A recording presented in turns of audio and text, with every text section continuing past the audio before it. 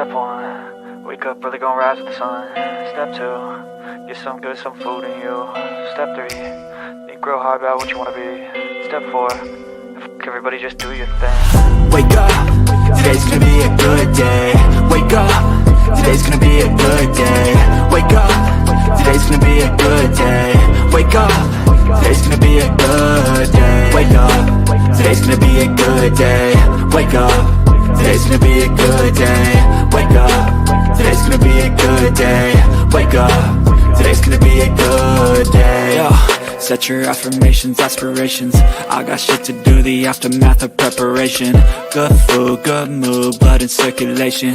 One step at a time, yeah, that's how you make it. Set a goal you control and the steps you take them. I try to pick one thought, have some concentration. And if I make a mistake, it's called education. I try to do this every day, call it replication. Wake up, today's gonna be a good day.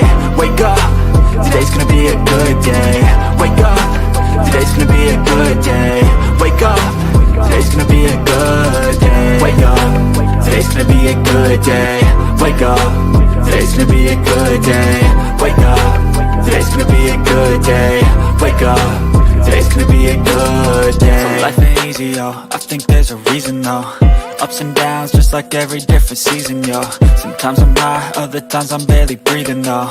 You always gotta fight and hide from the demons, yo. Negative thoughts are poison, they rot.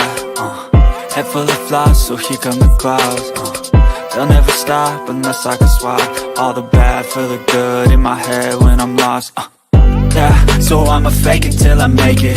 Positive thoughts are overtaken, I got patience. One day at a time is how you operate a cadence. A flow, you grow, you show yourself a foundation. Stay away from all the shit that causes temptation. I know that I like to do it cause it's sensation. I live my life in my head like a narration. Don't expect greatness, do my best, man, I'll take it. Wake up, today's gonna be a good day. Wake up, today's gonna be a good day. Wake up, today's gonna be a good day. Wake up, today's gonna be a good day. Wake up, today's gonna be a good day. Wake up, today's gonna be a good day. Wake up, today's gonna be a good day. Wake up, today's gonna be a good day. Wake up early, gonna rise with the sun. Step 2, get some good, some food in you. Step 3, think real hard about what you wanna be. Step 4, everybody just do your thing.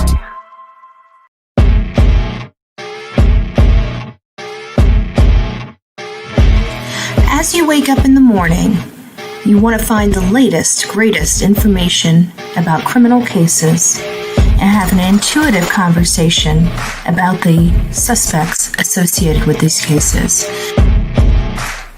Head over to the Bullhorn Betty channel on YouTube.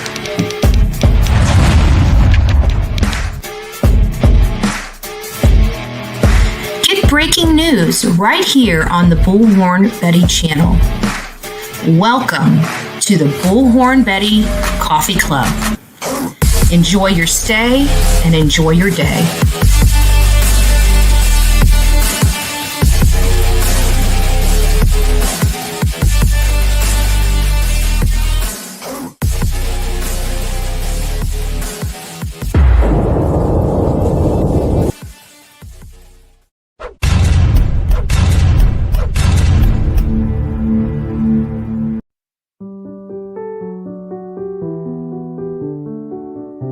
Tom, it's just a tough subject. A recent study by Brown University showed that nearly 450 children are killed each year by their parents. My daughters were picked up on a Friday by their father to spend the weekend, and that night he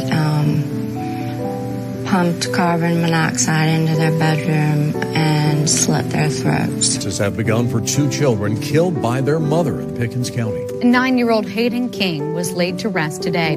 Hayden's 4-year-old sister Harper will have a celebration of life service tomorrow morning. Here's a story that's breaking at 6 o'clock. It's all centered around the 3 people you see on your screen. The key pieces in a Middletown murder case.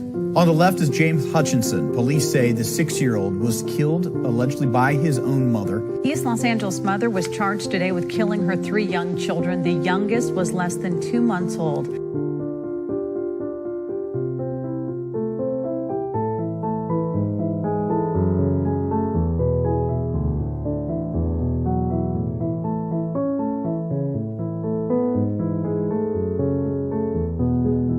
At 6 with breaking news. Good evening to you, friends. Greg Merriweather along with Elizabeth Val. Our top story today, that precious little 2-year-old right now. 2 people are facing charges accused of murdering little Nevaeh Allen. Investigators found the 2-year-old dead in Mississippi after several days of searching. One of those blamed in her death, the girl's mother, Lanaya Cardwell.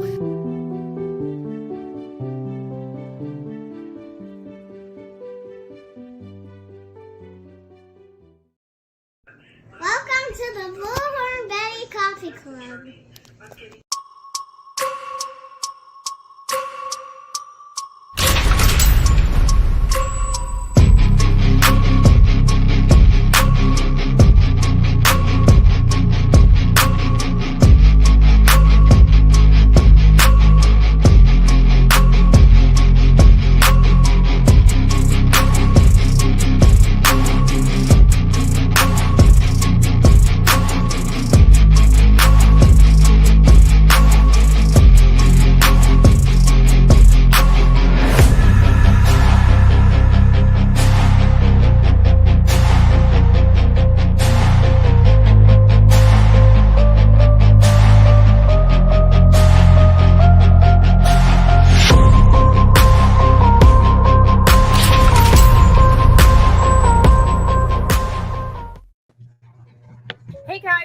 Breaking new update. I'm Bullhorn Betty, and I've been covering the case of Sebastian Rogers since March 2024, shortly after the incident happened.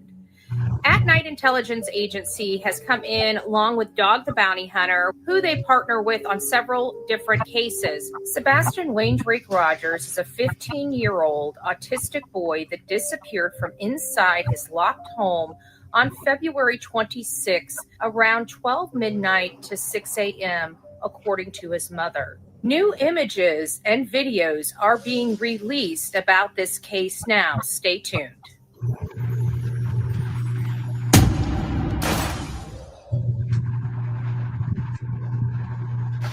Breaking new video is being released. Check this out.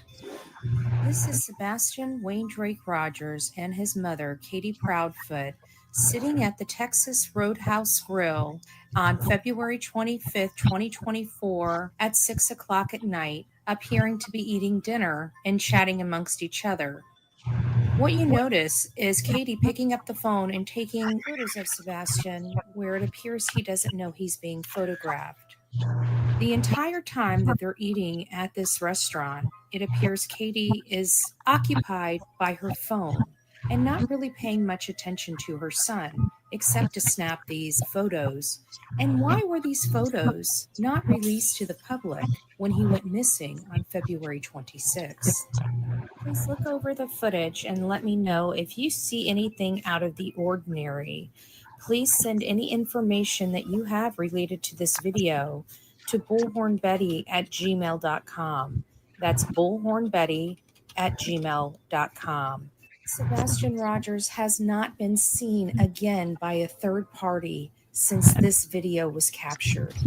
He was reported missing the next morning at 6:33 a.m. by his stepfather that was 3 hours away in Memphis, Tennessee.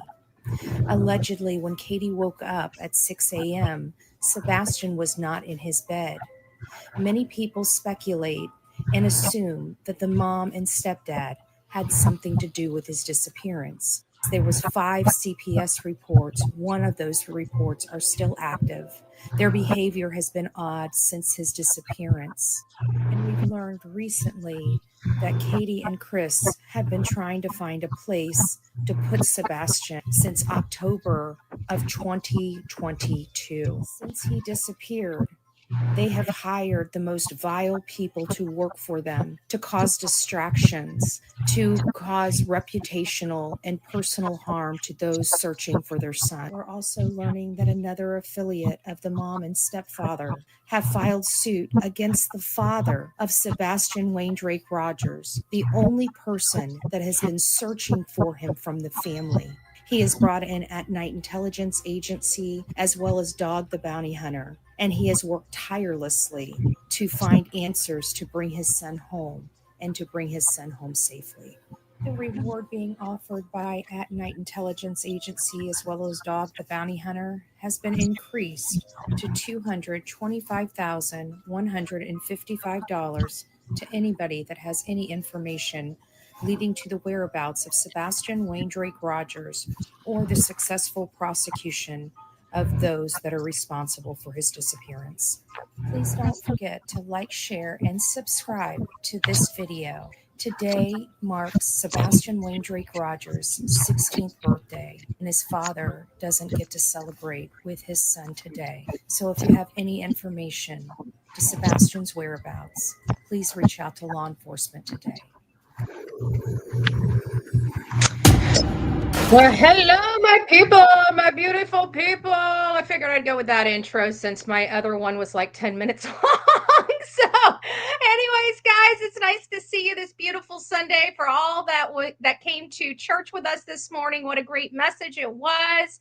I hope you guys get an opportunity to go back and check that out. Countryside Christian Church. Always a great time in chat. Always just a great message every single week. It seems like something they say kind of strikes a chord in my heart. So hopefully if you guys don't go to church or haven't been able to go to church in a while, maybe you'll hang out with the coffee club next Sunday. It's nice to see everybody. Don't forget Friday. I haven't picked out a time yet. I will make a decision in the next 24 hours. The time we're going to have a call-in show to discuss the Sebastian Wayne Drake Rogers case for everyone. But before we get started, before I say good morning to everybody, I did want to pass around a message of hope today, a message of hope. One of the biggest problems in this case has been the lack of communication with law enforcement and the biological father. A lot of the work that we did was to help facilitate some of that, to get them talking, to put a spotlight on the law enforcement and apply a little bit of public pressure, because at the end of the day, he needed to learn something, and they weren't asking very much. They were only asking, are you further along today than you were on February 26th? And that question has not changed in months, that I can tell you from speaking with Tony and other people on the team. That was really their primary focus, was to find out, are they further along? No major details about the case, no, intrusion into their investigative process, just a very simple yes or no question. And so it's with great news that it appears that at least some type of meeting that we've learned about has happened, which is a good move in the right direction for the work that we've been doing tirelessly on this channel, along with other people on their channels, to help facilitate by using our platforms to discuss this case and discuss our dismay with the fact that with all the information we know to be true is seems like it's going by the wayside for law enforcement. Well, as of last night, we learned that there was an interview with Channel 2. We didn't have it last night, but we did get a little clip. We were fortunate enough that Tony was up and saw our conversation and sent over what he had, and it sounded like a message of hope from the father. So I wanted to play that for all of you guys today, just in case if you have missed it. We may have a little, I've had this on pause for so long, it might regenerate an advertisement. So we'll see. Months, law enforcement has scaled back. It did not. Yay. For the last 9 months, law enforcement has scaled back searches for Sebastian Rogers to an investigative format. The FBI has also offered a reward for information. Recently, Dog the Bounty Hunter joined the search and raised the reward amount, all while Sebastian's biological father continues his search efforts. News 2's Audrey Mayer speaks exclusively with his father and tells us where the investigation stands. On December 7th, Sebastian Rogers' 16th birthday, his father Seth says a recent meeting with law enforcement has restored his confidence in their case. Today, they have renewed my faith that they are definitely focusing on bringing my son home. Seth didn't give any details on what was said in their meeting. Sebastian was last seen on February 26th in Hendersonville, nearly 10 months ago. The reward for information on Sebastian's whereabouts increased last month up to $200,000. I thank the public for the support that they're giving me, and they continue to. Keep your eyes open. You could be the next person that might see him. Seth says he won't ever stop searching and saying his son's name.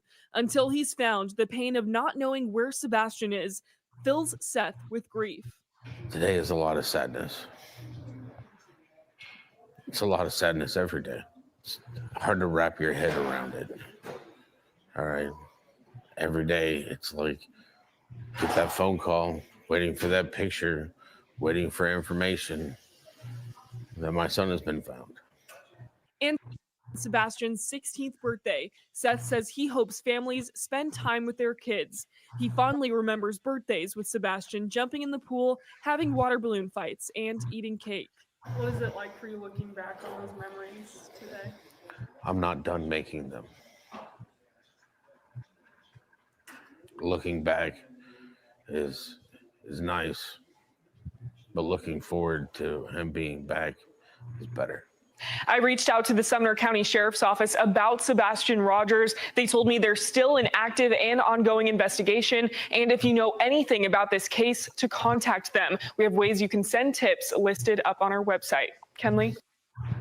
Hi, I'm Ben Freeland. All right, so there we have it. Our entire There we go. So, as you guys see, there was an effective communication. It appears that absolutely renewed the hope in Seth Rogers, which is the biological father of Sebastian Rogers. Sebastian Rogers is a 15-year-old high-functioning autistic boy that disappeared from his home February 26, 2023. And as you saw in the intro, I've been involved in this case since the beginning to middle of March, when our channel started focusing on bringing awareness to Sebastian Wayne Drake Rogers. One of the first things that we noticed, that not just me, but my audience had noticed, was the behavior of the mom and the stepfather. And while I was not really too focused on that at those earlier moments, it started becoming very clear that something just wasn't sitting right in the pit of my stomach. So good morning, Melanie. It's nice to see you. Lavita, good morning. Melanie, the first to say good morning to Bullhorn Betty and Delilah. Lavita, Phil, it's nice to see you. Sheena, Brenda, good morning. Brenda reminding us, don't forget to hit the thumbs up on your way in. We have 473 people here. We're going to be going over some details that were released last night, which subsequently, I mean, to be honest with you, I don't know how or why I was up. I just couldn't sleep. And something was on my mind about the earlier video that was released of the Texas Roadhouse. So I was reviewing it and again, just couldn't sleep and wanted to talk and talk it out. And so we ended up going live much later than we typically go live on this channel. And some information was being released from At Night Media during the live. I think it was like, we didn't even realize it until like it had been released for 20 plus some odd minutes. And so we had an opportunity to go over that. The problem was, as I was, getting ready for bed, I was on my cell phone, not the computer. And I promised everybody last night that we would go over those and kind of blow them up on the big screen to see what we can see in the photos and videos and see if we can garner any new information that's not being publicly released, but we might be able to garner ourselves just by previewing the information and seeing what we see. Now, I did play it. I'm kind of mixed about the looking around that Katie did. We're going to look at that and you guys will see exactly what I'm speaking about. She could be it could just be as for her table. But then we start looking out the outside of the restaurant and we see a clear conversation with someone. Okay, a clear conversation with someone. So that's kind of making me feel a little uneasy about the whole Texas Roadhouse. Many of you believe that, or many of you know that my belief is he did make it home that evening. This could be implying that he may not have. So we're just trying to make heads or tails of all of this. And we're going to be breaking it down a little later in this show. I'm going to get through saying hi to everybody, and then we'll start moving on with those pictures and videos and opening the panel up a little bit so we can start asking some questions, maybe looking at it, giving your opinions and things of that nature. So, Lisa B, always nice to see you this morning. Grace upon grace, great to see you. It's me, Laura. Hi. Mona, Donna, I can never say your name. You're gonna have to give me a Mary Liss. A Mary Liss? Is that if I'm saying it correctly? Kendra, it's nice to see you. It's me, B and me. Nice to see you. Hopefully I said that right. Nice to see you, River. Good morning, Gigi for life. It's nice to see our beautiful Sonia up in the house. Good morning, Lisa K. It's nice to see you. Danielle, I'm not going to be able, because we're already starting in about 20 minutes. So I'm not going to be able to say hi to every single person. So I'm going to say hi to a few more people and then we'll get started. Mama Bear, good morning. Pamela, it's nice to see you. Yeda, good morning. Peggy, it's nice to see you. Misunderstood, good morning. Good morning. Bobby, it's always nice to have you up in the house. Football Mom, True Crime Addict, and I'll read the next one that comes up. I haven't called yet. Outer Banks, Samantha, Susan, and MJ, it's nice to see you, as well as everyone else. So last night we learned a few things that we had not in a while. At Night Media Intelligence Agency made some posts. So we're going to just go over these posts together. Hopefully you guys can see it a little better. We've been dealing with this unscrupulous PI for, some time. Let's be honest. It's always case after case. We see this unscrupulous PI kind of come into the case, act like he's a know-it-all, starts sleuthing and taking other people's work and passing it on as himself. And then when there's some type of issue or problem, all of a sudden the tables turn and he starts attacking the victim's family or parents or some way, somehow. This is his MO, his book, right? His book. Every single case, it's the same thing. Tries to weasel in, tries to get some information, throws a whole bunch of information out there to get attention to himself and throw speculation into a case and try to say he's the only person. And then when people say, please don't, just keep me out of it, all of a sudden the tables turn and he's going to expose them, just like Dylan Round's mother, just like Layla Santinella's mother, Jennifer Santinello, just like Seth Rogers, the same MO from the same exact playbook from case to case to case. And meanwhile, he's amassing an army of people that believe the horse crap that he peddles. It is the most infuriating thing. He has done nothing but always, every case that I have been involved in, he has done nothing but cause problems in the case and then point at everybody else and say it's them. So the reason for my understanding, the reason for the release, the early release of the parking lot or green hoodie video, which it sounds like At Night did not or was not prepared to release yet. But due to the damaging, yet again, misinformation from this unprofessional, unethical, and unscrupulous, PI that I truly believe has lied on some of his licensure to get where he is. That's just my belief. I'm looking into it. When I do find it, Yahtzee, you will know it. So this is why those were released, and should they have been released? Portions of them, I'm glad, were released because it puts an end to the absolute nonsense. Clearly, this PI must have had the tape, must have clearly seen what was in there, and still tried to manipulate, lie, and deceive the audience about his client. See, the reason why I harp on these internet PIs so much versus a normal PI is because they're not private investigators, they're public investigators. Their audience are their clients, even though they try to acknowledge or try to convince the families that they are their client. Well, when you have no control over the information being released by the private investigator, he does not work for you. If you do not have a contract with a private investigator, he does not work for you. He's eliciting information without you being his client, without the protection of his licensure over you and your information, thereby releasing information that belongs to his client, which is in clear violation of their license, because the information is not owned by the private eye. It's owned by the client.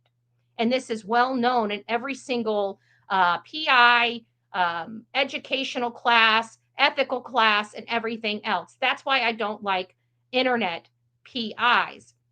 Moreover, internet PIs, by definition, use the internet to disseminate information, either good or not good. This person here always throws stuff out without really having a whole lot of receipts. And when he does have the receipts, he manipulates them if he's trying to represent somebody. When I deal with regular PIs that have, this is their only primary business. It's not to be on social media. It's to be a private eye. They're stealth. They don't really want the public attention because that takes away a lot of their ability to do their job and do their job well. But they also, when it comes to information, they don't necessarily release it. But when it comes to this man, this unscrupulous PI, he had this information and released it to benefit his client, alleged client. We've heard many times that legitimate PIs, they'll be working on a case for a client, and they will have to fire their client because they are working, how should I say it, to cover up information, or they're hired to prove that they didn't do something that they clearly did, right? Legitimate PIs give the whole truth and nothing but the truth. Do not try to manipulate the truth. And this is where we can clearly see that on the post from this unscrupulous PI, that he clearly had these photos and most likely the video, and still manipulated the public. So At Night Media put out a statement. We're just going to read it for everybody because I think it's worth reading. And it says, to combat misinformation spread by this unscrupulous PI, we're releasing this footage earlier than anticipated due to the circumstances of this unscrupulous PI's reckless misinformation campaign. We ask everybody across the country to remain vigilant.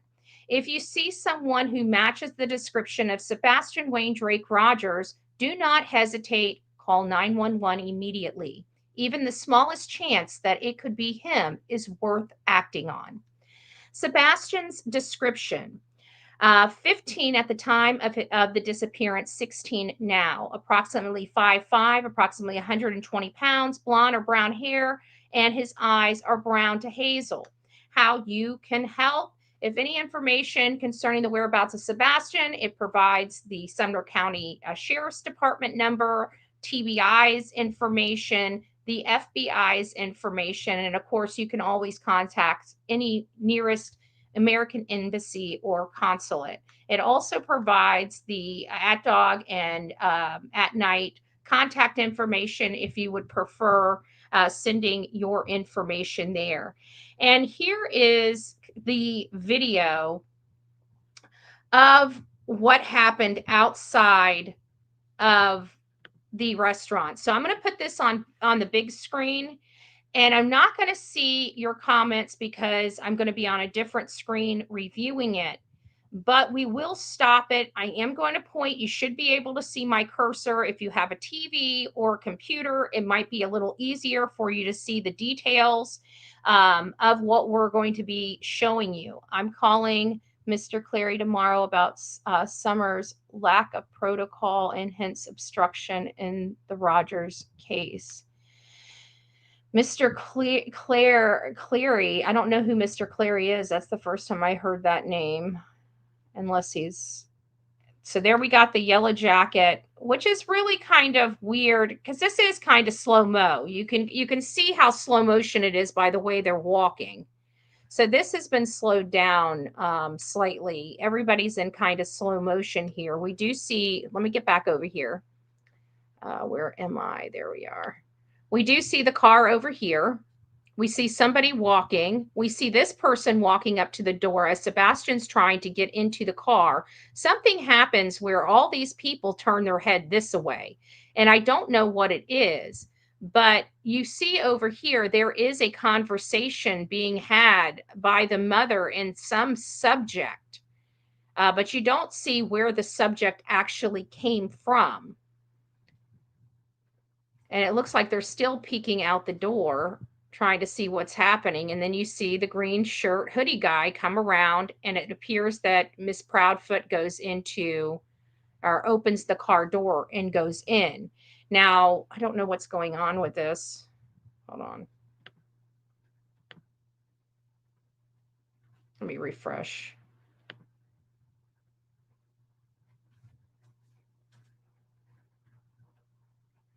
See if we can get back to where we were. They're going to the car. Okay, they're at the car. She's having a conversation with green hoodie guy.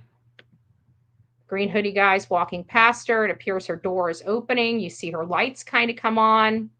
Sebastian's still outside of the car door. And for whatever reason here, once I get here, it just starts buffering for some reason. Let me see if I can just go past this and get the buffering to stop. All right, give me just a second. Let me get this on a completely different screen. Maybe that might help. Sometimes it gets a little clicky.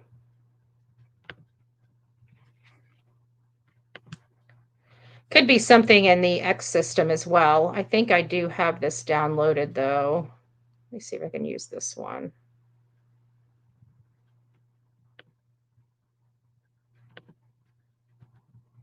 Let's see if we can get here. We can get past the, or if it's going to buffer again. Okay, let's see. There we go. Looks like it's running through. So Sebastian is waiting out at the car right now. Okay, now we got the green shirt hoodie guy walking around the front of the vehicle. Looks like the car door is opening. She hasn't quite entered the car just yet, and it starts freezing up. So I don't know. It starts freezing up around 140 for me. I don't know if it's doing that for everybody or just me. Huh. This is frustrating. All right, so we'll just go over to the next one while I figure out what's going on with that. And these are some of the photos that were presented. And this right here says unknown subject, green hoodie, stands next to Katie's car door as to exit Texas Roadhouse. So it appears, according to what has been seen by the intelligence agency, that he was out there waiting before they exited. Now, the photo, the video is having some major problems. I don't know what the problem is with the video, but it just keeps buffering after about 1 minute and 40 seconds. So I can't really see anything. Well, we could go back. Let's just go see if we can see the guy standing there before they come out. I guess that would be see, this is the problem right here. Did I stop sharing? Okay, so you guys should be able to see it. I don't see but we don't have them side by side. Like, we don't see what's going on inside of the restaurant. We have the door opening right here. And so we realize that the yellow hoodie person is coming out with mom and son. And he appears, he's wearing a mask. He's got something in his hand. And he's going to another door, or is that a counter? So he's at a counter, probably the curbside counter, I would assume. And now we're seeing the car. When did the car pull up behind them? Hold on, I was looking at the yellow shirt guy. Let's go back just a little bit. So they're coming out of the restaurant right about 6:23:55. They're exiting behind the yellow jacket person. Now, I'm looking over at Katie's car, and I don't see the green hoodie guy there yet. So now we're seeing the shadow of the car approaching, and the car is approaching. The yellow, they're almost exactly like the yellow shirt or the yellow jacket and the car are almost parallel to each other. And so you see what appears to be Sebastian kind of coming around the pillar as the car is pulling up.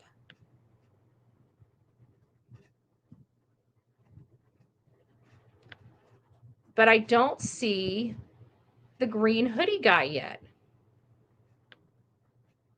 I don't know when the green hoodie guy walked up. We don't have that angle here. And we see somebody walking toward the car, but we don't know if they're going to the car. We see them going there, and that's when she's having a conversation with somebody at her door. But we can't see when they're physically getting to the car door. So let's go back to the photos here. And so what the photos are saying is that the subject was standing at the car. Then we have Katie, Proudfoot mother, greets green hoodie.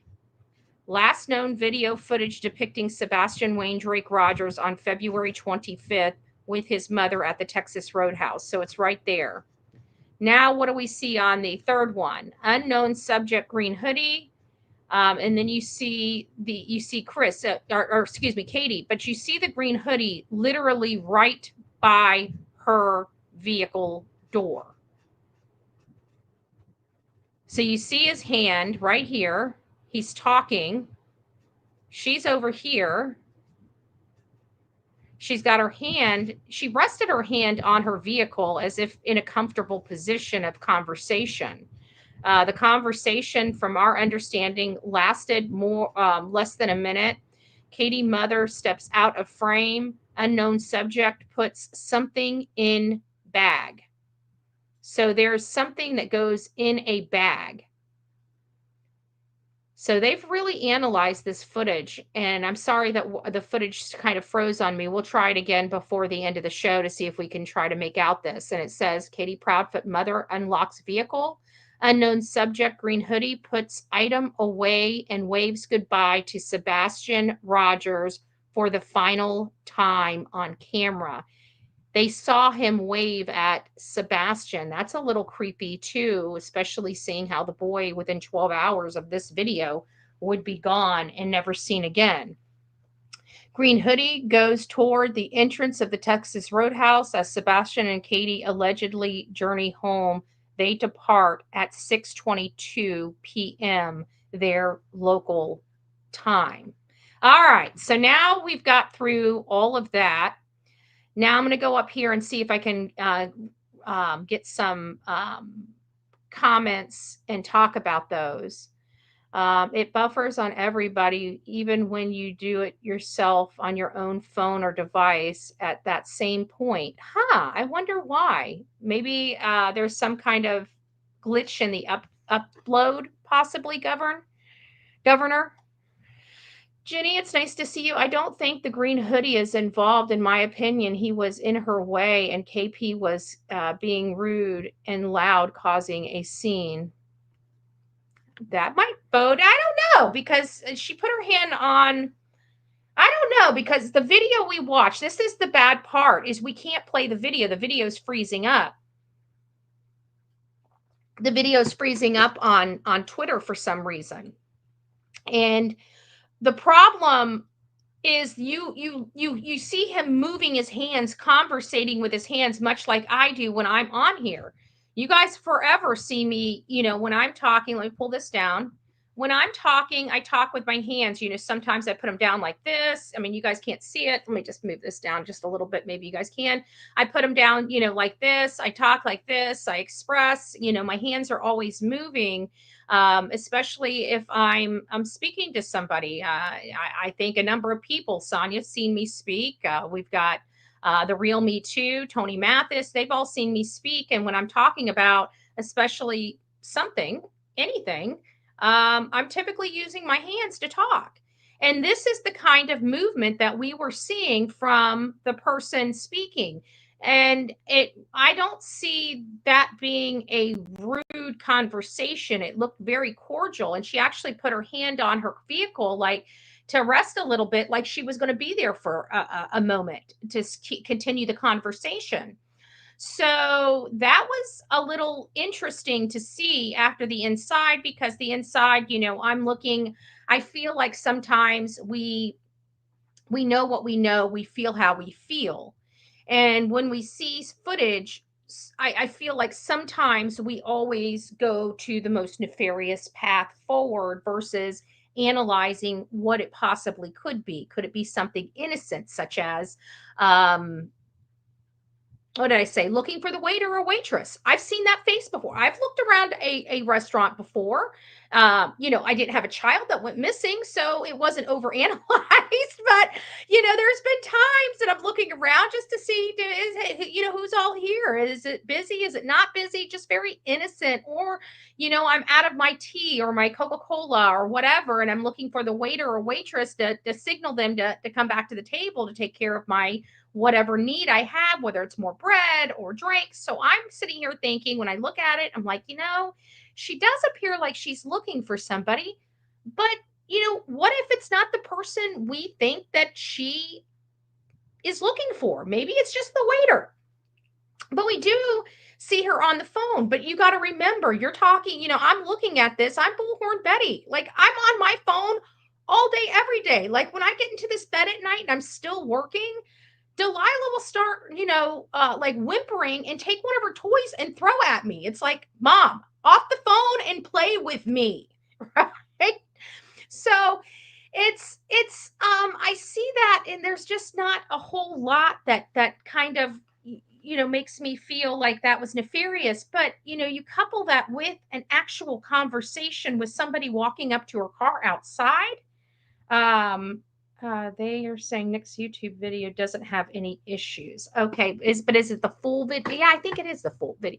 I don't think he didn't drop the full video on YouTube. Let me just go over, let me go over to his channel on YouTube and see if he's got the one of the, I'm wanting the one on the outside. That's the one we were looking at. Let's see what we got here.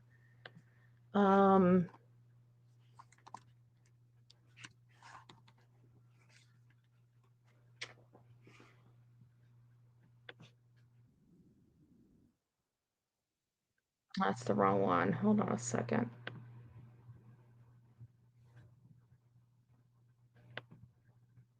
I think this is still the one inside. Let me see if no, this is the one outside. Okay, I got it. I got it. Okay, that's good. Thank you. Thank you, Sonia, for letting me know that. So we've got another, we have a way to view this. Stop sharing. Now we're going to share this one. I just need to get my big old face off.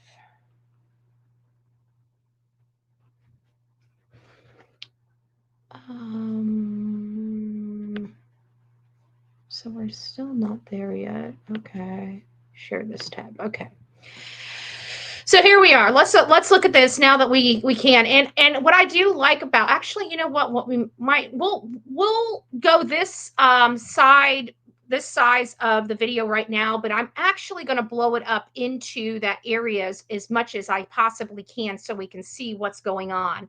The video is running right now. As you see, the yellow shirt person, it's covering by my logo, but you see the yellow shirt person coming out. You see Sebastian and Katie right here. Let me turn this to hush. What time is it? Oh shoot, I bet you it's my groceries. Delilah's okay, killer. Somebody must be out front. I might have to play this for you. I might have to go get my groceries in the house, guys. I forgot my groceries and she's whimpering. So somebody's got to be at the front door. So give me just a second. I'm going to go ahead and just play this. I don't know if hopefully it's 7 minutes. So give me just a second. She's going to go crazy if I don't go pick up the door. So let me just play this and then we'll play it again. You guys watch very carefully. It gives me just a few minutes to get everything. I'll be right back with you. There. I'll be back and I'll read your comments.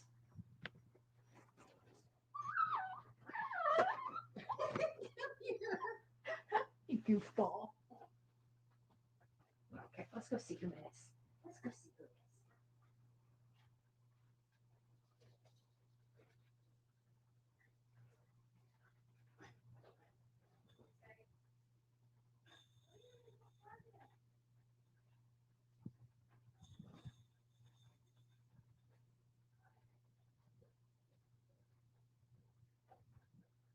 All right, guys, it wasn't my groceries, so I don't have groceries to put up.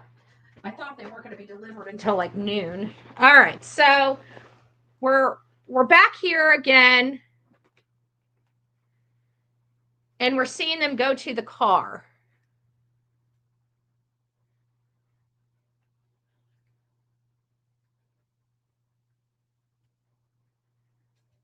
And we can't see it. Now, I want to move this forward just a little bit. Oh, I'm not on the right screen. Hold on here. I want to move this forward just a little bit because I believe they have, there it is. I want people to see this because people think that she was being rude. And while that would be normally a good thought, you know, based upon what we know, let's look at this. And I want you guys to see this right here. This is where you're coming at. Look right up here, right up here. I'm going to move my cursor out of the way. Look, they're having a conversation before she even walks up. He's standing there waiting. Look at his hands moving. She's having a conversation with them before she even got to her door.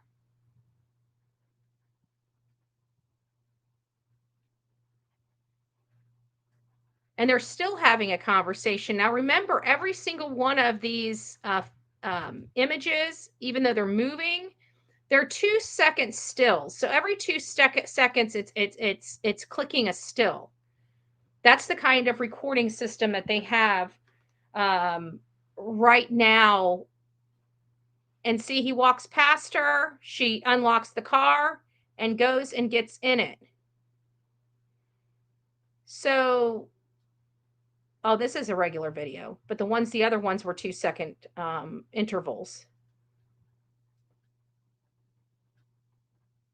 So there you have it again. He walks toward. He never goes up. He does go inside. We just watched him go inside.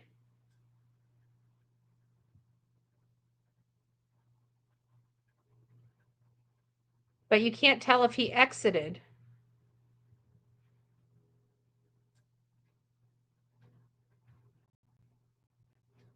So there he is walking up. He's going toward. He opens the door and it appears that he steps inside. And then it almost appears like, is this him right here? Opening the door and letting people walk out?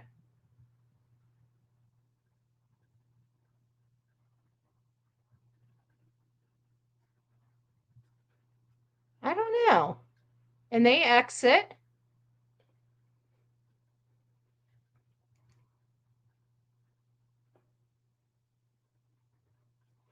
And they said there's a dark colored vehicle that follows behind them. If the dark colored vehicle follows behind them, green shirt hoodie guy couldn't be with them unless he walked out. There's a dark colored car going in the opposite direction that Chris and Sebastian and Katie went. And we still have a yellow shirt. It looked like it turned around. Is that the same car? Hold on. Let's look at that real quick.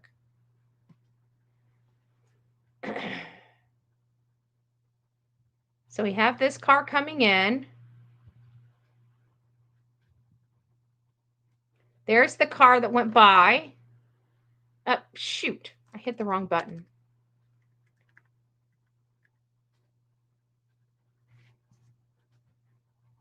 So somebody took her parking spot. There's the car right there. What kind of car is that?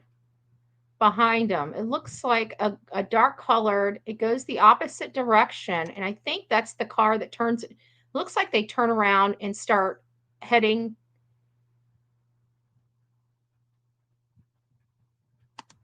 It's the same car. So it looks like this one up here, it looks like it went this way and then turned around and started heading this way. And you can't see who's in this car.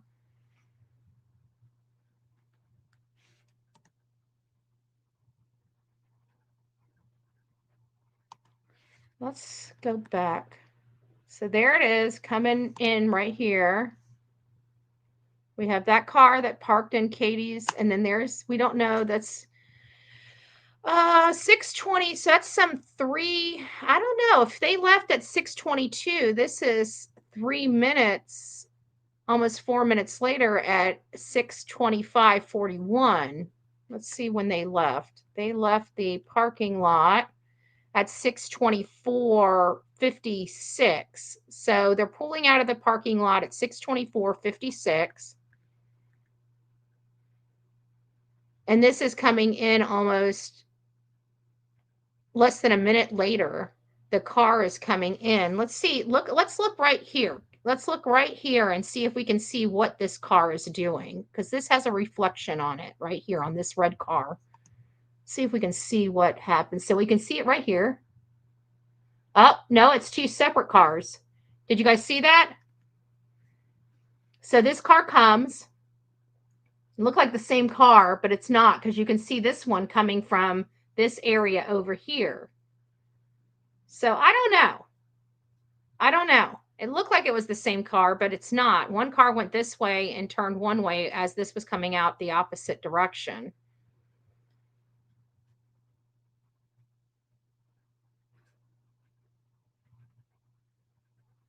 Could these people here be employees by chance?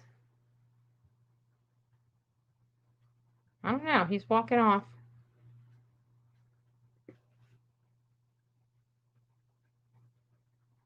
So there it is right there. Somebody is sitting at the car when she comes out. They're standing right by her door. What are the odds? Let me just throw this out there. What are the odds that discrete photos are being taken on the inside of this restaurant? It appears that she's actively texting someone as opposed to being like on Facebook and swiping up. It seems like she's typing a bunch of stuff in to her phone.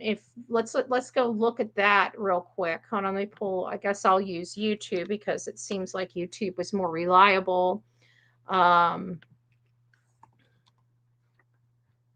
for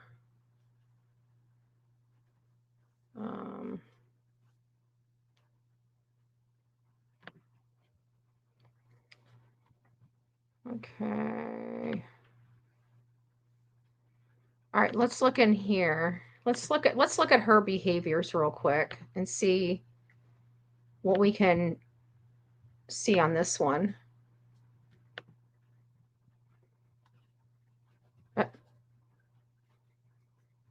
Let's see.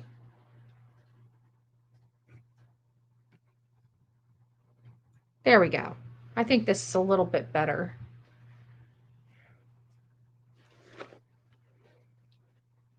So they already have bread on their table. They have their silverware. They have bread. Looks like they got plates at some point. He's eating bread. He's looking, she's saying something to him. You can see them having a conversation here. Whoa, wait a minute. Look at her hands. Look at her hands when she's talking to him. She's kind of, look, right there. It looks like that was a little more of an aggressive conversation. Did you guys see that? We're going to go back to it, but she's like, she's looking at him, they're talking, and then she's like, with her phone, like, she's talking very strongly to him. Did you guys see that? By the reaction of everyone turning and watching, in my opinion, there was a negative interaction. That's what it looks like, Yada. Now that I blew it up, I could see it. I didn't see it before. That's why it's so good to be on the computer. Let me put this back on here. And I want you guys to pay attention to her hands. This is as big, this is as large as I can blow this section up. I don't think it gets, no, it doesn't get any bigger. So this is about as large as we're going to get it. But I want you guys to pay attention. Let me make sure, guys. Okay, I do have you on full screen. I want you to pay attention of her hands here, okay? They're talking. He's looking down. He doesn't look too happy. Oh, no, I think I didn't go back. Hold on. Yeah, let me go back. Okay, so here's the giving of the menus. So they're there. Now they have drinks. They're conversating. Look at this. They're having a conversation. Look at her hands. Look at that. She seems like she's having a stronger conversation with him. Seems like he said something and she's like, no, you're doing it this way. Or, you know, not that that's what happened, but you could see in her hands that that was not. Let's see here. Let's go back just a little bit again to where she gives them the menu. Let's look and see the people around when she starts having this conversation. Shh.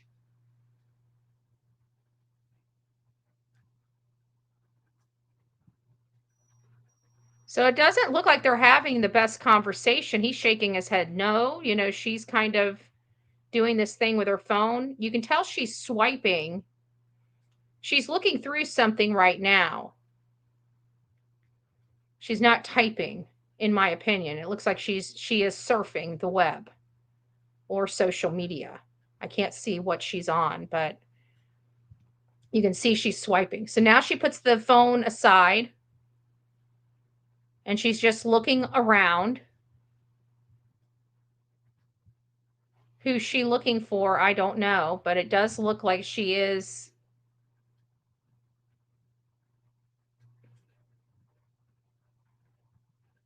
I guess that's to show that she has a Apple Watch, potentially.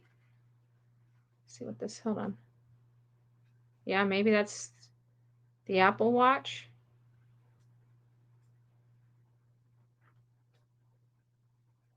Oh, this is probably when she's looking around. Hold on, let's go back.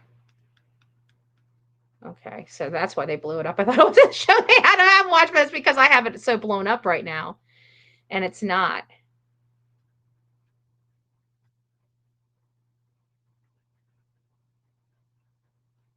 I don't think some people say maybe she was looking for cameras, but she didn't look specifically. She looked in the direction of this camera, but she didn't look at it. She was looking further down, like down, looking at the tables and people who are at the tables. I don't know why, but she does appear to be looking for someone. And I thought maybe an innocent situation would be maybe she's looking for the waiter. But when I'm looking at this thing, their drinks are full, their baskets full of bread, they have full drinks. So, and they have utensils. So I don't know why they would be looking for service from the waiter or wait staff. That's the only thing that I can, see.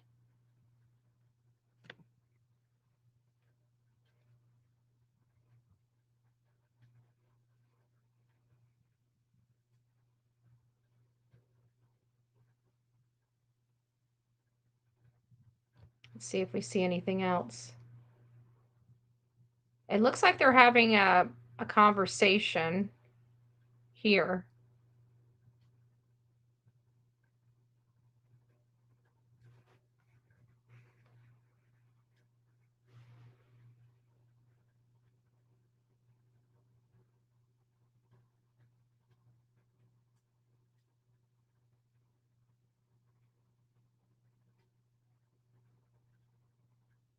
I don't think they're having a happy conversation. She's not smiling. He's not smiling.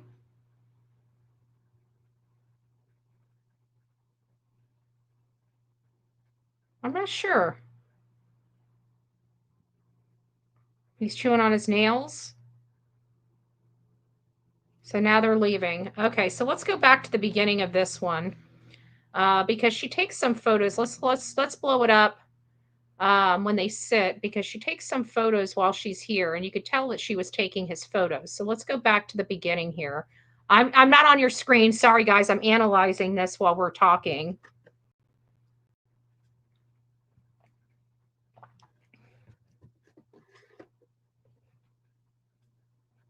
She looks around there as well. I want to see where she's on her phone, because she does take a picture of him. Did she upload anything on social media?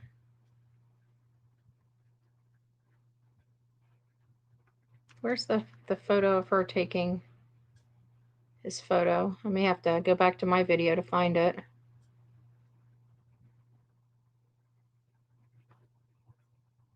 See, they don't look like they're having a good conversation. It almost seems like, why can't I? It almost seems like that's what he said. Like, why can't I? And she starts shaking her head no. I mean, it doesn't look like anything out of an ordinary, like a mom to a son. I mean, we all see conversations like this happening at tables all the time. But there's a point when she pulls that up. See, now she's putting it down. When does she pull her phone back out?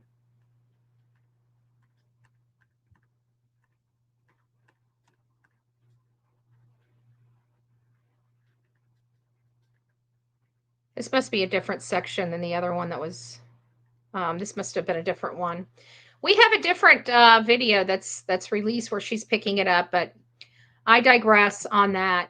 That did, at least we did get something out of that, in my opinion. We got the conversation. It appears the conversation was not as joyous or happy as normal, conversations of, did you do your homework? How was your day? Did you enjoy your day? Types of things like that. All right, guys. So we've seen the footage. I want to get your opinion on it. Let's go through here real quick. Thank you, Reality Win. A member for a month. Yay. Nice to see you. Sebastian's Army, bring him home. Thank you, Betty. You're very welcome. Oh, look who it is. Our beautiful Steffers up in the house. Good morning, my love. Aw, and the Real Me Too gifted a Bullhorn Betty membership.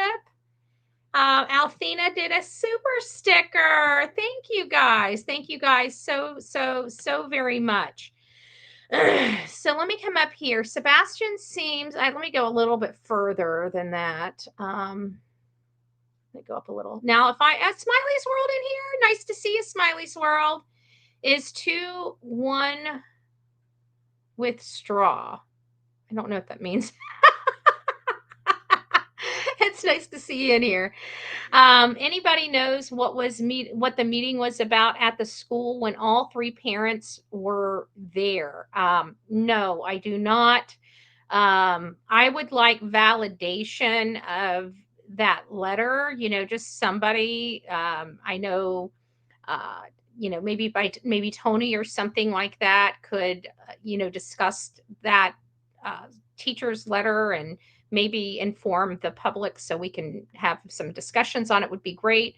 I don't know. I'm unfamiliar. I know what I heard because we went to Hindsight. We played it on this show. Actually, I'll go to Hindsight now and see if I can find it for you guys and just play it. It's of Justin for All, and she was able, because Justin put this in a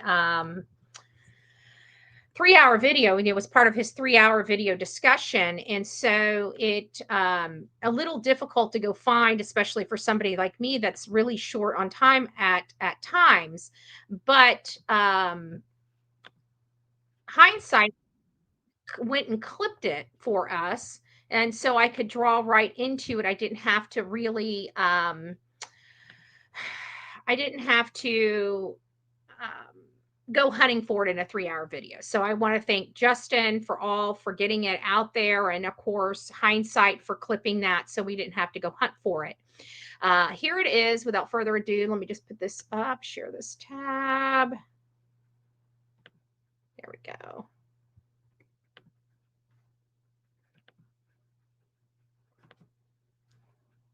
Here it is. I just got an email from someone at the school. And I'm going to read it without exposing who it is. She didn't ask to keep quiet or anything like that, but I'm still going to do it. And it says, this is courtesy of Justin for All and Hindsight 2002. I work at Beach High School, and she says she was such and such of Sebastian's teachers.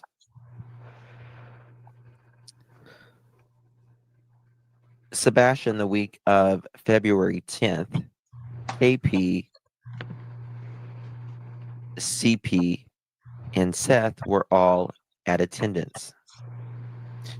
On the second day of Sebastian's disappearance, Tuesday,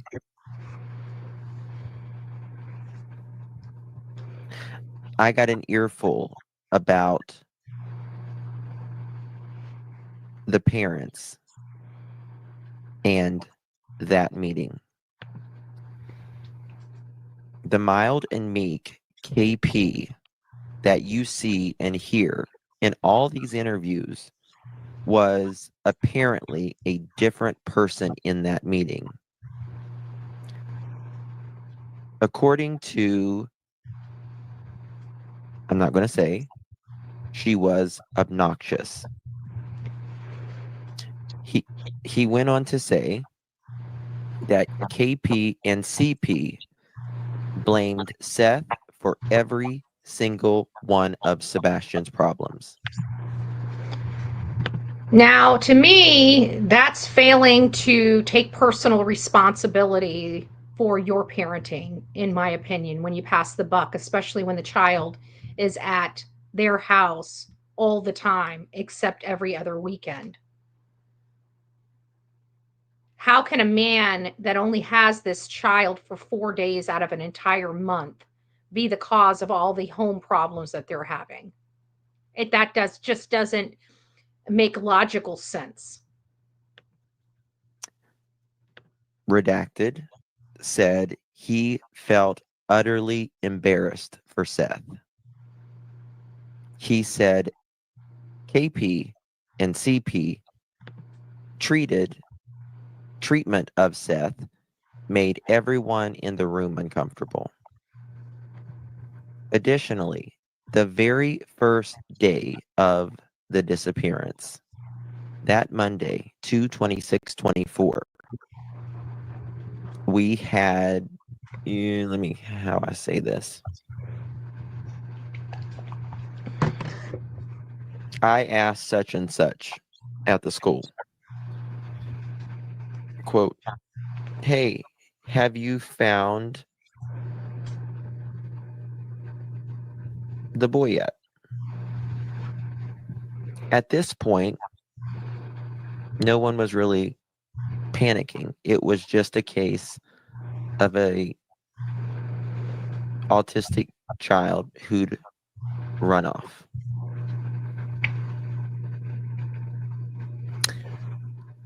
This teacher responded to my question and said, quote, "No, and something is up with that. They're telling us that he ran off without his shoes and without his phone. I'm telling you right now that I know there's no way he ran out of the house barefooted and without his phone. No way." So there you have it. And like I've said many times, is who has more information about your young child other than you and their friends, right? You, family, and friends. Who would know just as much? Probably somebody that sees your child more than you do, say a teacher. And so now you've got teachers that work with this young boy and are saying, wait a minute, this is on day one. There's no way he would run out without his belongings. I know for a fact there's no way he would run away without his shoes. These are coming from the next people that see that child more than anybody else in the family. That's pretty telling. That's pretty telling.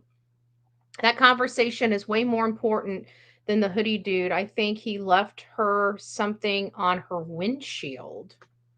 I didn't see anything on the windshield. Let's go back and look.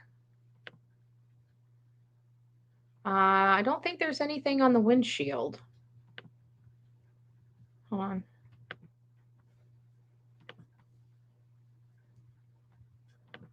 There's her walking up to her car, and I don't see anything on her windshield.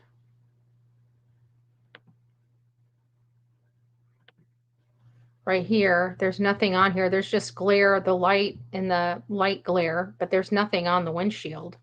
I don't know what this is here. Somebody said it looked like a handicap sign. I don't know now that I've got it blown up. Hold on, let me. It looks like some type of, I don't know. It doesn't look like a handicap sticker, but it does look like something, some type of an identification card, maybe. Could that be where she puts her like, I don't know. I stick my my press credentials on my, when I'm using the car a lot, I put them on there. Could it be that? I don't know if it's for like Brinks or something like that. I don't know. But I don't see anything on the windshield. Doesn't even hand the poor kid the menu, just throws it on the table. Yeah, that was noticeable. That was very noticeable. It's like she was asking him something and he shakes his head no, like he didn't do that or something. Possibly, maybe the garbage, right? Could be we know that there's some garbage at the house. Maybe it's, did you get your homework done for Monday? I mean, it's possible. They were out all day Saturday, it sounds like, and all day Sunday. So is it possible he didn't get his weekend homework done? Don't know. He looked to be upset because he points to the kiosk and then she started getting onto him for something. Go back when you first sit down and watch. I did see that. And because I didn't know, because I know like some of those, like at Applebee's or something, have little games on them. And I didn't know if that was the one. There's also other ones that just have your bill so you can have fast checkout that doesn't have any games or anything else like that on it. Could it be that? But yes, I did see that, Craziana. I did see that. We need a lip reader to see so do we have lip readers? Is there a lip reader in the true crime genre community? If there's a lip reader in the true crime community, please reach out to bullhornbetty@gmail.com, bullhornbetty@gmail.com. I'd like you to take a look at this and tell me what you think. I think she took pictures of him to show LE that he was asking, he was with her. I think CP and KP and planned Sebastian. there's something going on here. Okay. I don't know what. I will be honest with you. I don't know what to think of all this because, in all fairness, a lot of this stuff we're seeing can be innocently explained. Okay. Maybe the guy was walking up to her for change. We don't know. We don't know. A lot of things can, be innocently explained, but this does seem a little bizarre that somebody is standing on the outside of her car when she's going up to her car. I don't remember how many times that's happened to me. I can't think of one time that I had some stranger standing by my car when I'm going out. Usually it's somebody walking through or somebody getting out of another car. And of course, I see them and I stand to the side to let them on through so I can do my business. I always try to let them through versus hopping in front of them because I've been doing true crime for a while. I've been in the politics. I don't like my back to anybody. It just is what it is. So I do find, trying to look at this, I do still find it odd and think that there is absolutely something here. And it doesn't really matter. At the end of the day, she did have conversation with this person. You could clearly see it, even though you couldn't see their face or their mouths. They were having a conversation by the way their hands were moving. So there's no doubt in my mind that they're having conversation. So this is a conversation with someone that most likely hasn't been contacted by law enforcement shortly before this child disappeared and nobody's ever seen him again. That's critical. We don't know what they discussed and who that was. And when you have a missing child, everything is sus and everything has to be resolved. Every single person that has been in contact with that mother or that child has to be identified and has to be questioned. There was clearly a conversation. What was in that conversation? It was brief. They believe that there was some type of exchange. So far, everything that we've seen has been accurately depicted by the statements of At Night Media, in my opinion.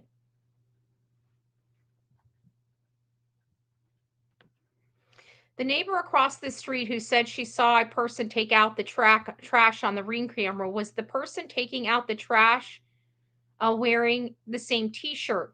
That is a great question, Blackhawk. Now, I don't have an exact answer for you because I have not seen anything personally. I can't speak from experience or from a place of fact.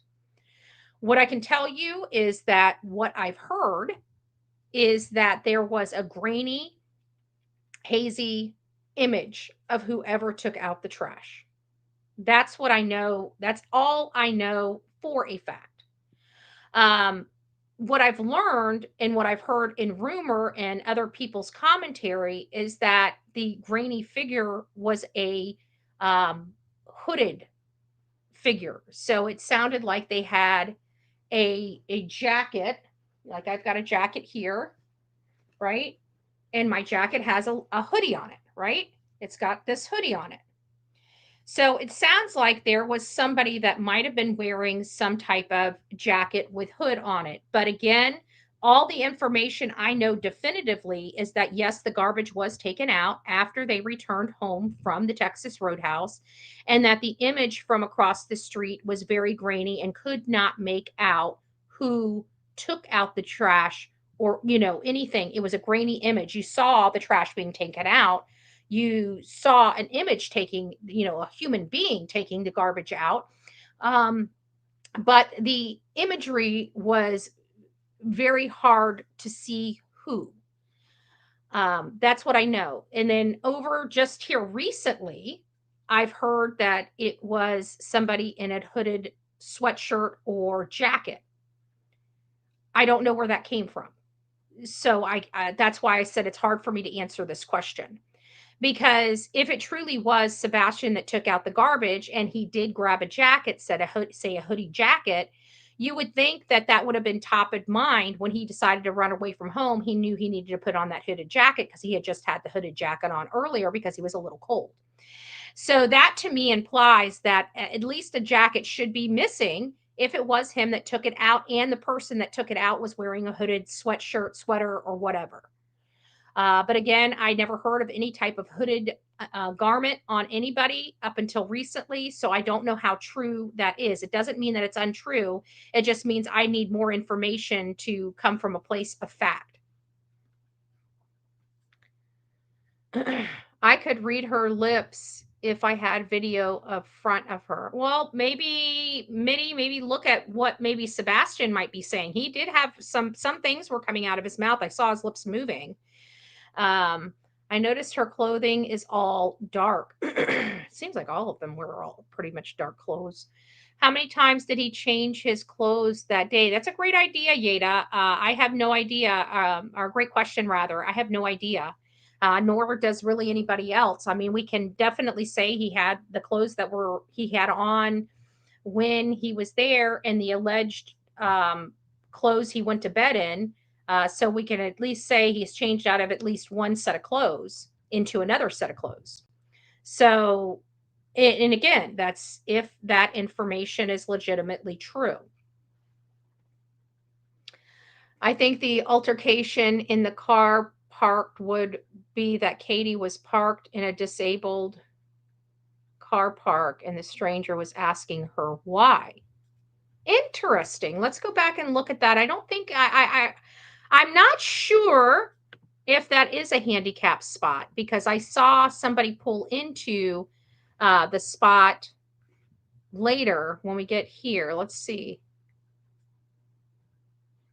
Maybe it is a handicap spot because we do see the sign. Let's see. See, this is a handicap spot here. Let's see. You can, yep, it's clearly a handicap spot. So we see we see the block here. So maybe that was a handicap sticker in her windshield. You know, I don't know. Let's see. Let's get back to that point.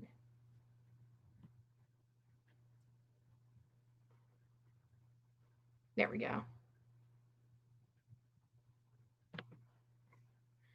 Maybe that is a handicap sticker in her windshield, potentially. But she definitely, without a doubt, is in a handicap spot. We did definitively state that she was and locate that she was without a doubt, in a disabled parking spot. So is he considered disabled? This might be something I will hold on a second. Maybe I might be able to get an answer, but maybe not. I'm unsure.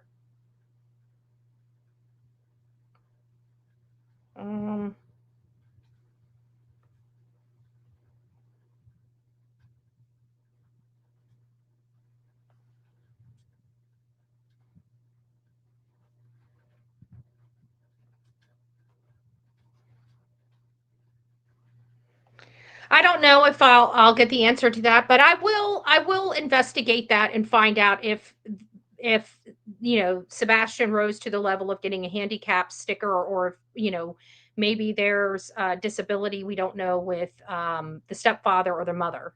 So I'll see if there's if anybody knows whether or not they've ever had a disability that would rise to the level of getting a disabled tag or sticker. You know, or placard for their, you know, whatever. But that's a good a good observation. Thank you for that.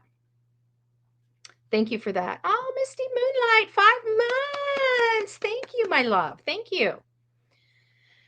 Let's see what else we have. Smiley, it's nice to see you. I know I haven't. I just see you pop in here every now and again. I just wanted to say hi. Just think that second time she took a picture was awkward and she zoomed in on that picture. I did see that. I did see it appeared that 2 photos were taken And again, I think the biggest question and the biggest takeaway for us is why weren't those produced to the public as the most recent photo? Now, a lot of people, if you guys recall that optimism shirt, there were several people that said that that was from when he was 8 years old. We found out, that was early on in the case. Maybe some of you guys might have missed it because you weren't involved in the case at the time, but that was untrue. That photo we thought was the only photo of him taken that weekend. That's what we've been told. I don't know who told us that. I don't, but that's what we heard. And now it's puzzling to me to learn that there were actual photos snapped of this young boy while he was eating dinner that very night. But the next day, when this child was reported missing, that wasn't the photo that she showed Seth of showing him that this was the last. And he said that he was, she shoves it in his face and says, see, he was happy or something like that, if I remember correctly, shoving it in his face to prove that he was happy the day before. And then he comes to find out that that photo was taken on a Saturday, not the Sunday. And then here we have evidence that there were photos taken that Sunday while he was eating dinner. The difference is he wasn't happy. Was that the reason why one photo was used instead of the other? Lots of questions. Lots of questions. Aw, thank you, love. Thank you. Did anyone feel KP totally looked like she was up to something in her mannerisms, screams, bad vibes? I think we're feeling a lot of different feelings when we see stuff and see her behavior. I think it's because in our mind, we don't believe the story. So any movements, anything that she says or does are going to be, even me, I have to constantly, when I'm looking at stuff, I'm constantly having to put myself in check because of the information that I know to be true and the information that's out to the public and how I preview this woman when I see her behavior and mannerisms. I'm always very negative and in the negative light. So I have to remember to put myself in check and remove those, how I feel. And that's, like even the analysis last night of her looking around, I have to try the best I can to remove any bias I have. Right. I feel like something happened either that night or the next morning. And I'm trying to make sense of it all because the story we are given doesn't make sense. Some of it does. Some of the pieces fit together nicely. The other pieces are jagged and don't fit. So naturally, we know in our gut something's not right. And I feel like sometimes, at least for me, I look at something so negatively that everything, her mannerism, her looks, the way she look, doesn't both. But we don't know. And we also have to take into consideration some of this video is slowed down. It looks like some of it is slowed down so we can get a better view of what's really going on versus it being in its higher capacity speed, which might be some of the issues as well. I don't know. I'm just, trying to come from a place of reason when analyzing this. The lady across the street who said the Ring camera showed a person taking the can to the road. Was that person wearing a Grogu t-shirt? I don't know. I don't know. Maybe she's telling him when you get home, get ready for bed in your room. I'm having company. Yeah, but nobody's ever seen company come over there. That's been one of the things, right? Is that they're just low key. Nobody really goes over there and they're, unless they have an outburst out in the front yard. She showed him something on the phone, pointing with Pinky. I think trying to show him something just to appease or distract him from what she's really, maybe, but she's definitely, there's something up. She was definitely looking around for something. I don't know what. I thought she could have gotten some substance by the way she One person that has, there's been a couple people, I shouldn't just say one, a couple people that have wrote me and believe that that might have been a deal of some sort that, either for her or for Sebastian. So I have heard those theories already be brought up. For the people saying he looks very hungry, my autistic grandson eats like that every time he eats. Like he's starving. He eats all the time. Well, does your grandson? I mean, I know they're different, but he looks so stiff and militant. Like he. And I said this last night when I saw it for the first time. One of my key observations was he's eating like this and putting it down, and eating like this and putting it down in his lap, and he's just staying so still in that one spot. And it seems,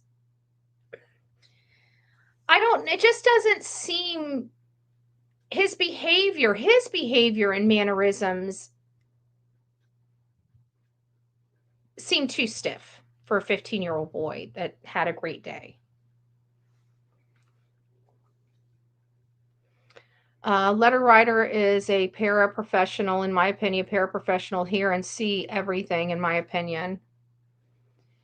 Did the neighbor across the street really see someone on the Ring doorbell take the trash can to the road that night?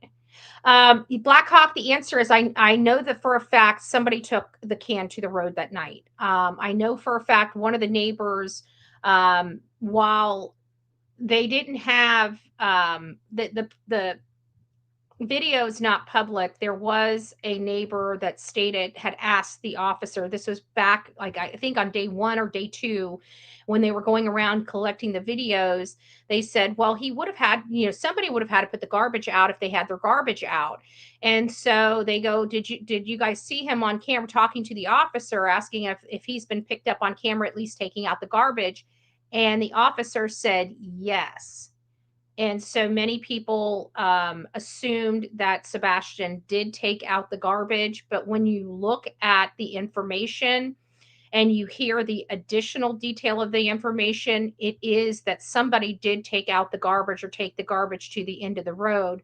The one thing that we didn't hear early on is that the image is so hazy and fuzzy, and it's so dark that they can't make up who was the one that went out, took the garbage out to the road.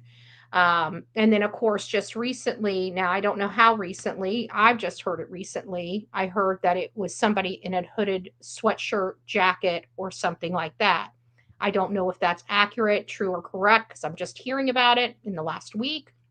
And I've never seen the video. I'm going over, going off of direct eyewitness testimony from months and months ago, when people were communicating a little bit more than they have been. So that's all the information that I have available related to that. But if a child is diagnosed with a chromosome deletion 6 and autism, the school has to provide services for that child. They do have the services for the child in that school, it sounds like. So I think they're covered there. If that person who took the trash to the road is wearing a Guru t-shirt, that would mean Sebastian made it home. That's a great question. I don't know if anybody has the answer to that, but hopefully, they do. The more I see, the more agitated I get, because it's like they're trying to inflict their military experience onto their son, yet they're in no qualified position to do so. And that's kind of where I was getting, because we hear about how strict of parenting they are, and this, that, and the other, and then you see him just like a board in a restaurant with them. So I don't understand all of that. Could that be the tail in his hands in his pocket? Remember, his father brought that up when he saw the proof of life video. He goes, he didn't seem very happy. He had his hands in his pocket. And if we remember and go back to some of the interviews, I think it was on Smiley's World where they were talking. It was actually my question that Smiley had asked him. And I can't remember what my specific question was, but it was something to the effect of, if he has a meltdown, what typically triggers the meltdown, and what does a meltdown look like, or something to that effect. I can't remember what it was. It's been many, many months ago. This was back on March 20th when that question was asked. And the stepfather said, well, he usually stomps his feet and puts his hands down beside him. And then seeing him walking in with his hands in his pocket, having the food straight down, walking out with his hands in his pocket, it seems to me that maybe he was a little disgruntled. Maybe the day was too much on him.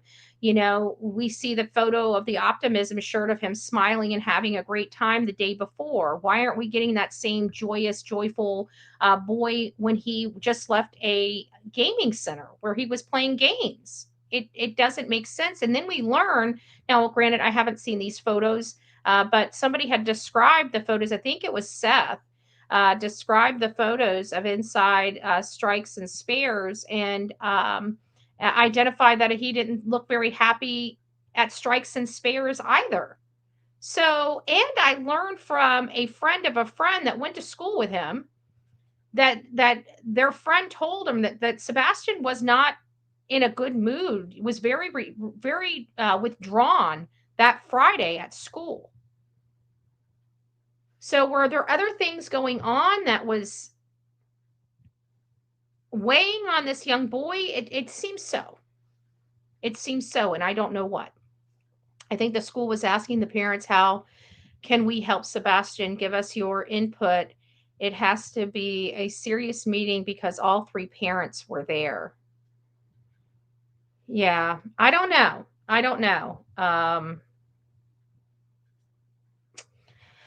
I do too, but one pic I saw, I fully believe was Sebastian in Optimism t-shirt, probably sorting through best pictures to show Seth, LE, and the public. But majority of the pics, she didn't look happy at all. That might be a good theory. Might be a good theory. It's possible. I don't know.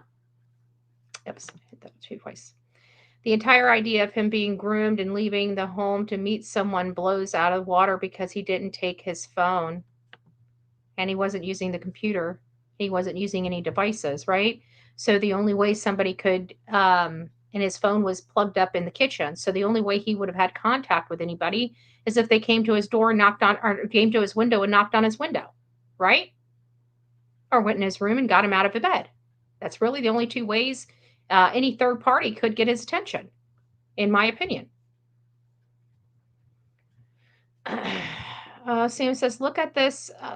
Look at this. I Googled. Nail biting is a form of self-stimulation behavior, or stimming, which is repetitive physical and verbal tics. Stimming is a coping mechanism that can help people with ASD. Yeah, we definitely saw him nibbling and nervously nibbling on his nails. So I'm curious about that. SBED teacher says, I believe KP is getting a disability check from the Navy when she got out after 8 years. That's one of our rights. You claim disability, and if they approve you, you get a check every month from them. And we did hear about a check going to her from the military early on in this case, and maybe that very well could be it. I don't know. The door is an employee door that says that on the door. How would you know? Just out of curiosity, do you live in the community? There's a girl on YouTube who reads celebrity lips. I will see if I can. Oh, that would be great, Nani. That would be great. At least, I mean, I understand we can't see Katie's lips, but maybe Sebastian's, and see what he's saying. But he looks really I'm sorry. He just looks very uptight in that. Did I see Car Guy in here, Mr. and Mrs. Car Guy? I don't think I said good morning to them. Hey, hey, hey, hey. Pretty hate machine. She wouldn't risk lying about him taking out the trash. That wouldn't make sense to even mention it. Yeah, unless it was convincing language to prove he made it home when he did not. I would presume that's probably what the other side is believing. Now, again, I believe he made it home. That's me personally, with everything that I've looked at and saw. Now, that's not definitive because it's based on, you know, confirmative information, corroborated information that may take me off that fence. You know, this is still a case that has a lot of twists and turns in it, and new information may be developed that gets me off that fence. And I am now looking that he did not come home that night. I know I looked at that theory very early on in this case when it was first brought up, that, you know, nobody's really seen him since the Texas Roadhouse. Are we sure he came home? And the proof of life video kind of at least corroborated he got in the vehicle and was heading toward the house, right? So that gave me a little more comfort in that, but I have not seen anything definitively that would make me feel that he didn't make it home. And why do I say that? Is because whenever you look at the time that they left and the time that they showed up at their house, and Katie pulled into the garage at the house, it doesn't seem like they had a whole lot of time to do anything else either. They're 10 minutes away from home. They got home within 10 to 11 minutes from the time they left the Texas Roadhouse. So that's why that's kind of where I'm at. So until new information, corroborated information, you know, comes forward other than that, then my belief is he made it home. And those are the reasons why I believe he made it home. In addition to the shoes being there, which is another really high. I've been maintaining that for quite a while, that the reason why I believe he made it home was because his shoes. His shoes were one of the major factors that made me believe that he had made it home. And the other major factor that made me believe he had made it home was the vehicle on Stafford that we've all viewed in the two flashlight videos. Like, that would not be necessary if he was already gone out of the home earlier that day. You know, those are the reasons why my brain won't let me get off the fact that he didn't make it home.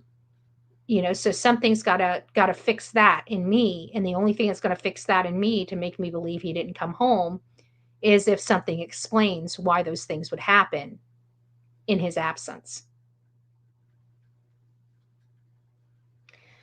I think he made it home as well. Otherwise, why the video? Yeah, that's exactly it. Yep.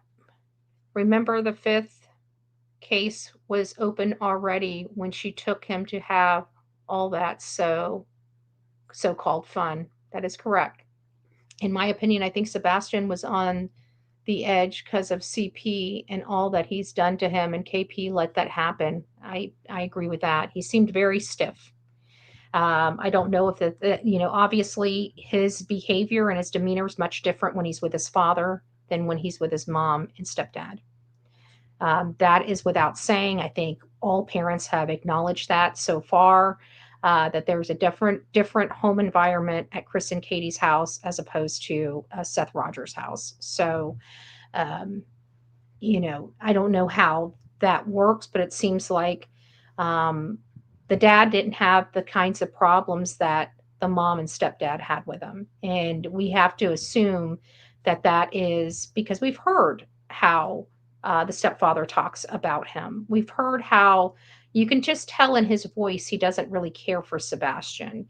And that's further supported by learning that they've been trying to get rid of him since October 2022. 5 CPS reports. It seems like they were really struggling. It seems like things inside that home were getting out of control. It seems to me that somebody should have stepped in, you know, maybe 3 reports prior to, you know. ER Blue, thank you so much.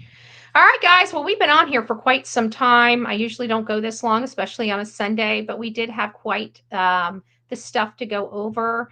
I think we're going to be ending with hope on this show, because at the end of the day, Seth did get some great news on Sebastian's birthday. I told you guys the power of prayer moves mountains.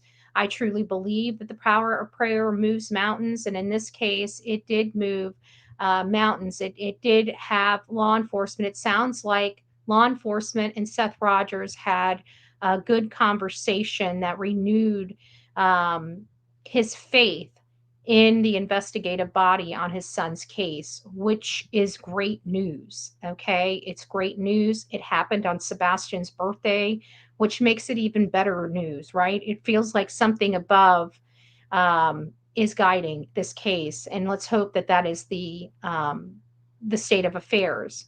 It sounds like law enforcement has the ability and the know-how to bring Sebastian home, which is giving Seth a lot of hope. So we want to end with hope. We want to keep those prayers going. We want to bring Sebastian home safe and sound to his father.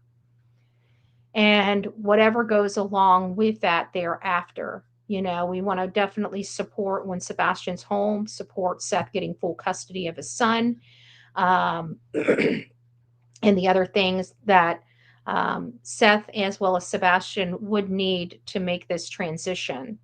So that's kind of where we are right now. So anyways, guys, just hope, okay? We had some really good movement yesterday, you know. Mountains were moved yesterday, okay? So that's because of all the great people out there praying for this father and his son. And keep it going. Keep it going. I remember the video I did of clips of some of the Olivia's work. And this lady said that the water was, you know, coming to their house, and she was calling her husband to get down on his knees and pray because it was starting to recede. You know, that's the power of prayer. I know a lot of people, you know, have lost faith over the years, but the power of prayer is truly a healing and mountain moving activity. So please don't stop. Keep those prayers going and keep Sebastian and Seth in your prayers and your thoughts today. We're just making one step, right? It's just one step forward. It's one step forward when we've been stagnant for so long. So let's keep this momentum going and keep those prayers up. All right, guys, rock it out with your coffee beans out. Don't forget to be fearless. If you see something, say something. An ounce of prevention is worth a pound of cure. And until next time, please be safe. But more importantly, it's the holidays. Let's be a Sebastian and be kind to one another. God bless you. From the East Coast to the West Coast, we are everywhere true crime is. We are asking for the public's help. We are searching in the woods. We are doing what it takes here on the Bullhorn Betty channels to find answers to the most alarming cases we have been watching on the news. I can tell you personally that I have traveled this entire country seeking these answers and bringing that content right here to you here on the Bullhorn Betty channels and Bullhorn Betty Crime Stories. We are happy with the work that we've done. We brought many answers to the public, and we have defied mainstream media in our pursuit of the truth in these cases. We will continue to work, we will continue to fight for these victims, and we will continue to tell their stories here on my channels. Welcome to the Bullhorn Betty brand of channels and the Coffee Club. Thank you for your love, thank you for your support, and more importantly, thank you for allowing me to bring these victims' stories to each and every one of you, advocating for each of these victims. God bless you. God bless America, and more importantly, God bless our victims.